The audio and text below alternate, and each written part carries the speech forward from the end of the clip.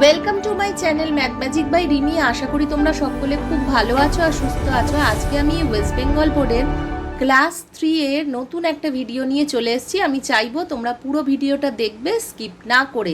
তো আমি যেটা তোমাদের বোঝাতে চাইবো তোমরা খুব সহজেই সেটা বুঝতে পারবে। আজকে আমি ওয়েস্ট বেঙ্গল বোর্ডের তৃতীয় শ্রেণীর পৃষ্ঠা 93 থেকে অঙ্ক শুরু করব। এর আগের ভিডিওগুলো যারা দেখোনি তারা অবশ্যই পুরনো ভিডিওগুলো দেখবে। প্রত্যেকটা ভিডিও কিন্তু খুব ইম্পর্টেন্ট আর আশা করব সেই ভিডিওগুলো ভালো লাগবে। তোমাদের সুবিধার জন্য আমি চ্যানেলে প্লেলিস্ট করে দিয়েছি, সেখানে ক্লাস 3 এর ভিডিও ক্লিক করলে পরপর তোমরা দেখতে পাবে। তো আজকে আমি শুরু করব 93 পৃষ্ঠার অঙ্ক। 1 নম্বরের যেটা সেটা হচ্ছে 42 গুণ হচ্ছে 6 এর মান, এখানে বক্স দেওয়া আছে কিছু।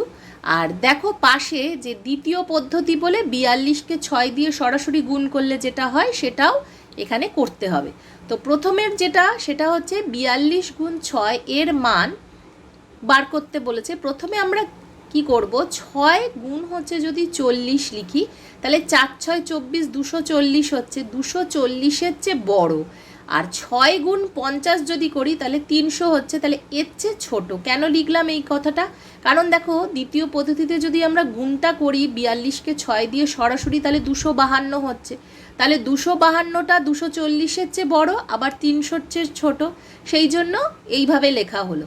তাই 42 গুণ 6 সমান 6টা তো বক্সেই ছিল, তাহলে ওপরে আমরা কিভাবে লিখব, 6 গুণ 40 আর এদিকে হচ্ছে 6 গুণ 2, তাহলে 4 6 24, 240 আর 6 দুগুণে হচ্ছে 12। এইভাবে এই যে বক্সের ওপরটা লেখা হয়েছে তার কারণ এই যে 42 সংখ্যাটাকে যদি আমরা স্থানীয় মানে দেখি, 42 সংখ্যাটি একটা হচ্ছে 40, মানে যেহেতু 4 তোমার দশকের ঘরে আছে সেই জন্য 40, আর 2-এর স্থানীয় মান হচ্ছে 2, সেই জন্য একবার 6 দিয়ে 40কে গুণ করা হলো, একবার 6কে 2 দিয়ে গুণ করা হয়েছে। তো 240 আর 12 যোগ করলে 252, তাহলে দুটো ক্ষেত্রেই ঠিক আছে। আবার 56 গুণ 8, তাহলে এর মান হচ্ছে 8 গুণ হচ্ছে 50, একবার 5 8 40, 400, আর 8 গুণ 60, 480। পাশের গুণটা আগে দেখে নাও, 6 8 48-এর 8 হাতে থাকে 4, 5 8 হচ্ছে 5 8 40 আর 4 হচ্ছে 44, তাহলে 448 হচ্ছে, তাহলে 448, 8 গুণ 50 যে করলাম 400, তাহলে 400 হচ্ছে বড়, আর 8 গুণ 60 হচ্ছে 480-র চেয়ে ছোটো। তাই 56 গুণ 8, এখানে 8 লেখা হলো, 8 গুণ 50 আর একটা বক্সে 8 গুণ 6, 8 50 করলে হচ্ছে 5 8 40, 400, 8 গুণ 6 হচ্ছে 48, 400 আর 48 যোগ করলে 448। এটা ছিল 93 পৃষ্ঠা। এরপরে আমরা 94 পৃষ্ঠায় চলে যাব। 94 পৃষ্ঠায় দেখো 102 গুণ 7 কোন দুটো সংখ্যার মধ্যে থাকবে, কোন দুটো সংখ্যার মধ্যে থাকবে। তাহলে 100 গুণ 7 করলে 700-র চেয়ে বড়। 110 গুণ 7 যদি করি তাহলে 110, আবার 110 গুণ 7 যদি, এখানে 110 গুণ 7 এটা যদি গুণ করা হয় তাহলে 770 হচ্ছে, এর চেয়ে ছোট।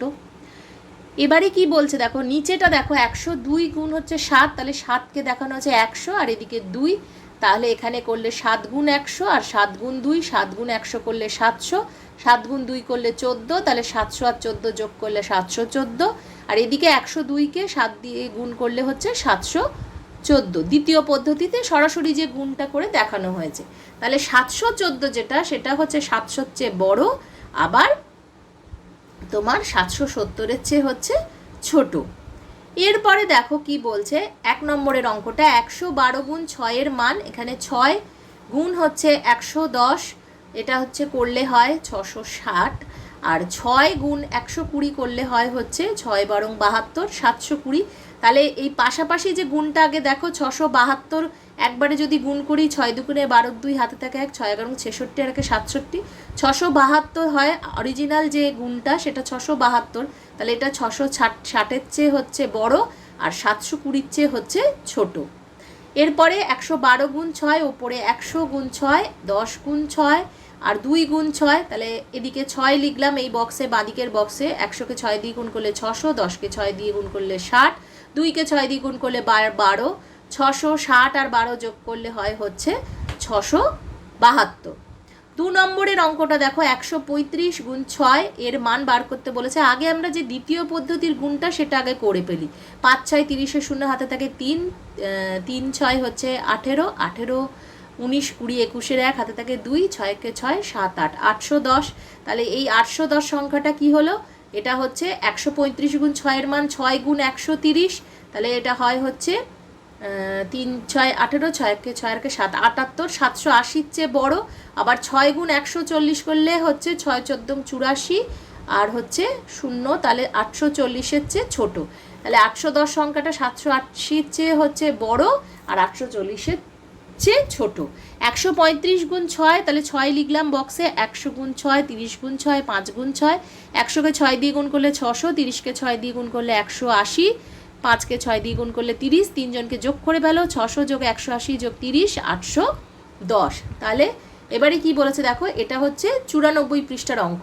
2 3 অঙ্কের সংখ্যার সঙ্গে 1 অঙ্কের সংখ্যার গুণফল 4 অঙ্কের সংখ্যা হবে না, ও গুণফল কোন কোন সংখ্যার মধ্যে থাকবে তা অনুমান করতে শিখবে। প্রথমে মনে মনে অনুমান করবে। আচ্ছা, কোন কোন সংখ্যার মধ্যে থাকবে সেটা হচ্ছে তোমরা শিখবে। তাহলে এই জিনিসটা তোমাদেরকে যে শেখানো হলো, সেটা কি শেখানো হলো, যে জিনিসটা হচ্ছে এই যে ধরো আমি লাস্টের অঙ্কটা তো হচ্ছে যে 135 যে সংখ্যাটা, সেটাকে যে প্রথমে 6-কে 130 দিয়ে গুণ করলো, তো 780 এলো। এটা কি হলো, এটা কিন্তু এই সংখ্যাটার চেয়ে বড় হবে। আবার যখন আমরা একটা 10 বাড়িয়ে গুণ করছি 6-এর সাথে, তখন এটা 840 হয়ে যাচ্ছে, মানে এর চেয়ে ছোটো হবে। মানে আমাদের একটা ধারণা যে সংখ্যাটা কতটার মধ্যে আসবে, সেই একটা আমরা ধারণা বা অনুমান আমরা এই অঙ্কগুলো করলে বুঝতে পারবো। আশা করি আজকের ভিডিওটা তোমাদের ভালো লেগেছে। যদি ভালো লেগে থাকে, যদি বুঝতে পারো আমার পড়ানো, তাহলে অবশ্যই ভিডিওটাকে একটা লাইক করবে, কমেন্ট করবে, শেয়ার করবে। Thank you so much. আজকের মতো এইটুকুই। সকলে ভালো থেকো। আগামী দিন আমি নতুন পেজের অঙ্ক নিয়ে খুব তাড়াতাড়ি চলে আসবো। ততক্ষণের জন্য বাই।